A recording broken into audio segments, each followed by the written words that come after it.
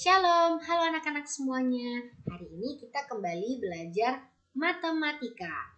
Nah, hari ini kita masuk ke bab yang baru, yaitu tentang FPB dan KPK. Sebelumnya, Miss mau tanya, apakah anak-anak sudah pernah mendengar apa itu FPB dan KPK? Iya, hari ini kita akan bahas bersama-sama ya. Nah, KPK ini merupakan singkatan dari kelipatan persekutuan terkecil. Sebelum kita bahas KPK, kita harus tahu kegunaan KPK dan FPB dalam kehidupan sehari-hari. Untuk KPK ini pengaplikasiannya atau penggunaannya dalam kehidupan sehari-hari, yaitu misalnya ketika kita akan menentukan besarnya nilai yang sama di antara suatu bilangan, seperti penyebut dari operasi bilangan pecahan, atau ketika kita akan bersamaan di antara kegiatan yang terjadi. Misalnya, kapan bus bisa berjalan bersamaan jika ada beberapa waktu. Nah, mereka akan bertemu kapan. Jadi kita bisa menggunakan KPK. Kemudian ada FPB. FPB itu merupakan singkatan dari faktor persekutuan terbesar. Nah, pengaplikasian atau penggunaan FPB dalam kehidupan sehari-hari yaitu digunakan untuk menyelesaikan kasus seperti berapa banyak kantung atau tas yang diperlukan untuk membungkus sebuah paket dan berapa nilai terbesar yang bisa didapatkan. Nah, sebelum kita mempelajari, kita harus mengetahui beberapa hal yang akan kita pelajari. Yang pertama yaitu tentang pengertian kelipatan persekutuan. Yang ketiga, pengertian faktor. Yang keempat, pengertian faktor persekutuan. Nah, untuk poin pertama dan kedua ini kita gunakan untuk KPK, ya, kelipatan. Sedangkan poin 3 dan keempat ini kita gunakan untuk FPB, yaitu faktor. Nah, untuk yang pertama, pengertian kelipatan. Kelipatan adalah hasil kali dari bilangan manapun dengan sebuah bilangan bulat. Ya, kelipatan diingat itu merupakan hasil kali. Contoh, misalnya sebutkan kelipatan dari angka 4. Ya, ingat, kelipatan itu hasil kali.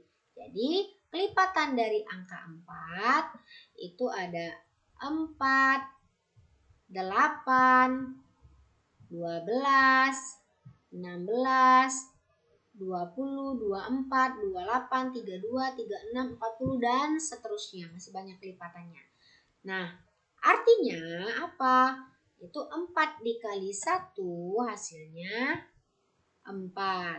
Ya, jadi 4 dikali 1 ini hasilnya 4. Kemudian 4 dikali 2 hasilnya 8. 4 dikali 3 hasilnya 12 dan seterusnya, atau sama juga artinya dengan 4 ditambah 4 sama dengan 8, 8 ditambah 4 sama dengan 12, 12 ditambah 4 sama dengan 16 dan seterusnya. Jadi ingat, kelipatan ini merupakan hasil kali dari bilangan tersebut. Ya. Kemudian yang kedua, pengertian kelipatan persekutuan. Kelipatan persekutuan adalah semua bilangan yang sama dari kelipatan dua bilangan atau lebih.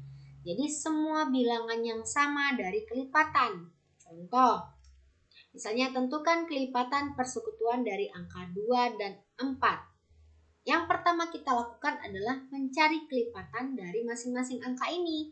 Jadi kelipatan untuk angka 2 yaitu 2, 4, 6, 8, 10, 12, 14, 16. Dan kelipatan untuk angka 4 itu 4, 8, 12, 16 dan seterusnya.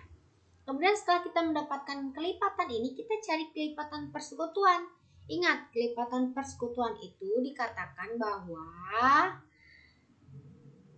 semua bilangan yang sama, ya, semua bilangan yang sama dari kelipatan. Jadi mana yang sama di antara kelipatan 2 dan 4 ini? Iya, yang sama ada angka 4. Ya, sama-sama ada angka 4. Kemudian angka 8. Ada angka 8. Kemudian angka 12. Angka 12 dan angka 16. Oke, ini angka-angka yang sama antara kelipatan 2 dan 4. Sehingga kelipatan persekutuan dari angka 2 dan 4 yaitu 4, 8, 12, 16, dan seterusnya. Ya, jadi ini kelipatan persekutuannya. Kemudian setelah kita mendapat persekutuan, kita bisa menentukan KPK-nya. Nah, KPK ini adalah sebuah kelompok bilangan yang terkecil yang merupakan kelipatan dari semua bilangan yang ada. Jadi kalau untuk mencari KPK ini, karena kita sudah mendapatkan kelipatan persekutuan, kita lihat angka yang terkecil dari kelompok bilangan kelipatan persekutuan tersebut. Sehingga KPK dari angka 2 dan 4 itu angka 4 ya. Jadi untuk KPK ini katanya yang terkecil dari kelipatan. Nah, dari kelipatan ini yang paling kecil itu angka 4. Sehingga KPK dari angka 2 dan 4 itu angka 4. Kemudian yang ketiga, pengertian faktor. Faktor adalah bilangan yang dapat membagi bilangan sampai habis.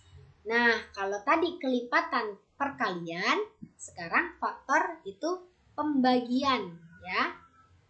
Jadi bilangan yang dapat membagi bilangan itu sampai habis.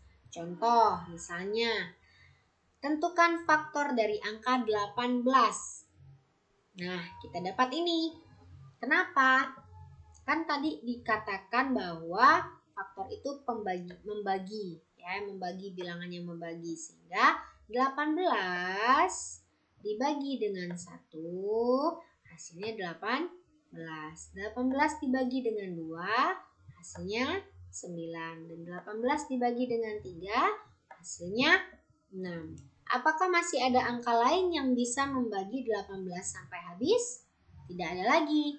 18 hanya bisa dibagi dengan 1, 2, 3, dan sebaliknya, yaitu 6, 9, 18. Sehingga faktor dari 18 yaitu 1,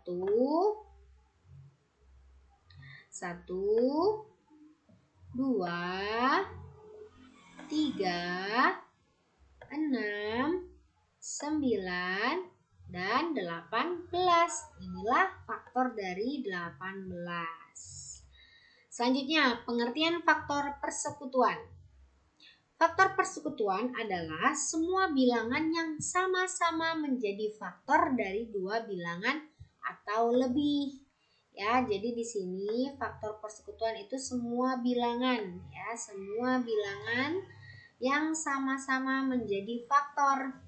Jadi kalau ada dua bilangan, nah angkanya sama-sama menjadi faktor dari bilangan tersebut. Contoh misalnya, tentukan faktor persekutuan dari 12 dan 18.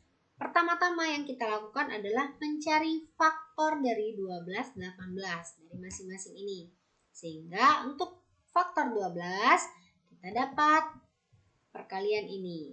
Pembagian 12 dibagi 1, 12. 12 bagi 2, 6. 12 bagi 3, 4. Dan sebaliknya 12 bagi 12, 1 ya. Sehingga kita dapat faktornya yaitu 1, 2, 3, 4, 6, dan 12. Untuk faktor dari 18 kita dapat 1, 2, 3, 6, 9, dan 18. Nah, kalau kita sudah dapat faktornya, kemudian kita tentukan faktor persekutuan. Faktor persekutuan itu dikatakan bahwa semua bilangan ya yang sama-sama menjadi faktor. Kita lihat faktor 12 dan 18 ini. Angka mana saja yang sama? Iya, yang sama angka 1, angka 2, angka 3, angka 4. Angka 4 tidak ada ya. Angka 4 tidak ada di 18 sehingga angka 4 bukan merupakan faktor persekutuan.